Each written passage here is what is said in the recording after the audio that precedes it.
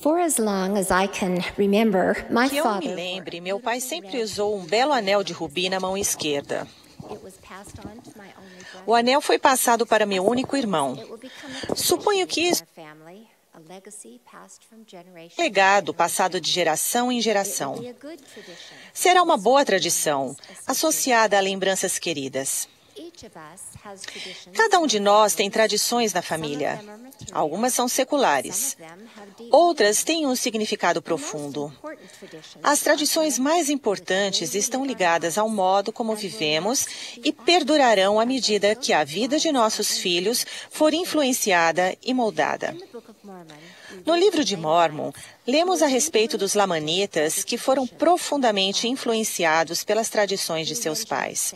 O rei Benjamim disse que eles eram um povo que não sabia nada sobre os princípios do Evangelho, ou nem sequer neles acreditavam quando lhes eram ensinados, por causa das tradições de seus pais que não eram corretas. Que tipos de tradições nós temos? Algumas talvez venham de nossos antepassados e agora estejamos passando para nossos próprios filhos. Será que elas são o que queremos que sejam? Elas têm como base a retidão e a fé? São principalmente materiais ou eternas em sua natureza? Estamos conscientemente criando boas tradições ou aceitando passivamente o que a vida nos traz? Nossas tradições estão sendo criadas em resposta às vozes ensurdecedoras do mundo ou influenciadas pela voz mansa e delicada do Espírito? As tradições que estamos criando em nossa família vão ajudar nossos filhos a seguirem os profetas vivos ou tornar isso mais difícil para eles? Como devemos determinar quais serão nossas tradições? As Escrituras nos dão um excelente padrão. Em Mosias 5,15, lemos: Portanto, quisera que fosseis firmes e inamovíveis, sobejando sempre em boas obras. Gosto muito dessa frase porque sabemos que as tradições se formam com o tempo ao repetirmos certas práticas muitas e muitas vezes. Quando somos firmes e inamovíveis em fazer o bem, nossas tradições são firmemente alicerçadas na retidão. Mas tenho uma pergunta. Como determinamos o que é bom, ou melhor dizendo, o que é bom o bastante? Outra escritura que nos dá um pouco mais de informação encontra-se em 3 Nef 6,14. Fala das pessoas que se haviam convertido à verdadeira fé e não se afastaram dela, pois eram firmes e constantes e inabaláveis, desejando guardar com todo o empenho o mandamento do Senhor. Sabemos que a conversão à verdadeira fé é algo que precede nossa capacidade de permanecer firmes e inamovíveis em guardar os mandamentos. Essa conversão é a firme crença de que Jesus Cristo é nosso Redentor. Um testemunho disso encontra-se no livro de Mórmon, que é um outro testamento de Jesus Cristo. Ele segue lado a lado com a Bíblia em proclamar a divindade e missão de Jesus Cristo, assim como a veracidade do fato de que o Pai Celeste vive. Todos os profetas destes livros sagrados dão testemunho pessoal dessas coisas e também ensinam como devemos viver para sermos participantes da expiação e encontrarmos paz e felicidade. Há somente uma forma de nos convertermos. É por meio do testemunho do Espírito, quando estudamos estas Escrituras que testificam dele. E também quando oramos e jejuamos. Só alcançamos a conversão quando temos um desejo profundo de saber a verdade.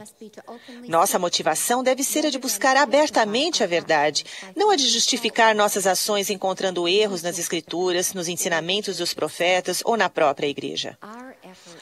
Nosso empenho deve ser o de ouvir as interpretações do Espírito, em vez de dar ouvidos ao que o mundo diz. Devemos estar desejosos de abrir a mente e o coração, aceitar a maneira do Senhor e, se necessário, mudar nossa vida.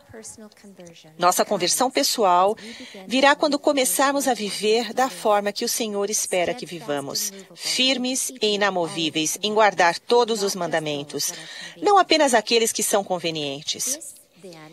Isso, então, se torna um processo de refinamento ao tentarmos tornar cada dia um pouco melhor que o anterior. Assim, nossas tradições se tornam boas tradições. Convido todos a refletir por um momento nas tradições que temos em nossa vida e como elas podem afetar nossa família.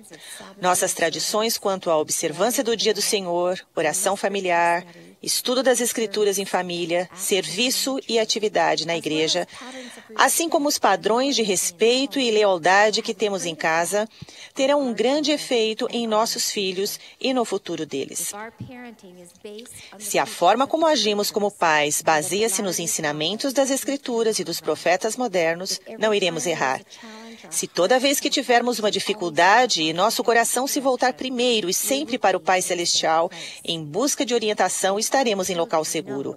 Se nossos filhos souberem de que lado estamos e nós sempre estivermos do lado do Senhor, saberemos que estamos fazendo o que é certo.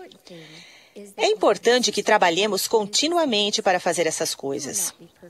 Não seremos perfeitos nisso, e nossa família nem sempre reagirá positivamente, mas estaremos construindo um alicerce seguro de boas tradições, no qual nossos filhos poderão apoiar-se. Eles podem se agarrar a este alicerce quando as coisas ficarem difíceis e voltar para ele caso se desviem do caminho por algum tempo. No fim da vida, meu pai passou muito mais coisas para nós, seus filhos, do que um anel de rubi. Seu corpo estava velho e cansado, mas na realidade ele foi um pilar de força, um exemplo de retidão e verdade. As tradições que ele manteve na vida nos fortalecem hoje, embora ele não esteja mais conosco. Ele era firme e inamovível, desejando guardar com todo o empenho os mandamentos do Senhor. Podemos fazer isso por nossos filhos? Que legado estamos deixando para eles hoje? Qual será esse legado amanhã? Pode começar conosco. O coração e a vida deles estará repleto de tradições que os ajudarão a aceitar e seguir o Senhor e os profetas modernos? Nós, como família, seremos capazes de reivindicar as bênçãos prometidas? Para que Cristo, o Senhor, Deus onipotente, possa selar-nos como seus, a fim de que sejamos levados ao céu e tenhamos salvação sem fim e vida eterna. Irmãos e irmãs, sei que podemos. Sei que Deus nos ama e que está esperando para ajudar-nos a nos aproximarmos dele. Cada um de nós pode saber que essas coisas são verdadeiras. Sei que são. Sei que Deus vive. Jesus Cristo é seu Filho e nosso Redentor. O Evangelho de Jesus Cristo é verdadeiro. As Escrituras contêm o Evangelho e testificam dele. Temos um profeta vivo e verdadeiro hoje, o presidente Thomas S. Monson. Ele foi preparado para liderar a Igreja do Senhor hoje. Ao nos tornarmos firmes e inamovíveis em guardar os mandamentos do Senhor, iremos assegurar as bênçãos do céu para nós e nossa família. Oro para que sintamos isso profundamente em nosso coração e nossa vida. Em nome de Jesus Cristo. Amém.